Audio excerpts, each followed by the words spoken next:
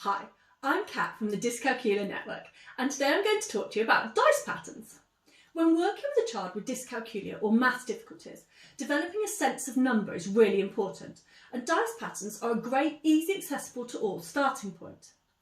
It's really important that children physically manipulate objects, so building the dice patterns is the first step. I like to use these glass nuggets as they're much easier to pick up than counters, which can be helpful to a younger child or those with dyspraxia. But around the home, Lego bricks, raisins or even sweets would work just as well. If the child finds it hard to copy a pattern, for example, you build a 3 and then you ask them to build a 3 and that's a bit tricky, then you could make a template. So here's a template for number 5 and the child can place their counters on top of the template until they gain confidence in how the 5 looks. The next step is to match, for example, the dice pattern picture of a 5 to the number 5 that they've built, and then to move on to recognising the number card. So the number 5 is this 5 and is this 5, all means the same thing.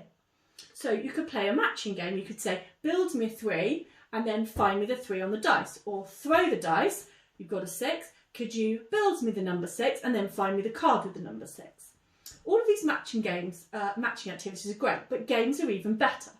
Games take away a lot of the pressure and anxiety that can surround maths for children with dyscalculia, and a great way for the children to gain confidence, especially if they beat the adult. Children equate winning with being good at something, and therefore, in time, if they win a lot of times, they feel that they're better at something, so better at maths. A simple game to play would be to draw out the dice patterns 1 to 6, or you could then progress to the numbers 1 to 6. Throw a dice. I love these big foam dice, but any dice would be fine. Throw the dice and take turns. So I got a number 6 and I would place my 6 on my dice pattern for 6. The child gets a number 3, they would place theirs on the number 3. I got a 6 again, I can't go. The child gets a 6, they place theirs on the number 6. The idea is to get either 4 counters in a row or 6 in a row. We could use a pen to cross out the numbers instead. The important part of this is that children are constantly comparing and ordering numbers and developing their number sense without even realising it. This is because they're thinking, what do I need to win? What do you need to win? What's missing? What could I get next? And so on. So they're constantly comparing and thinking about numbers.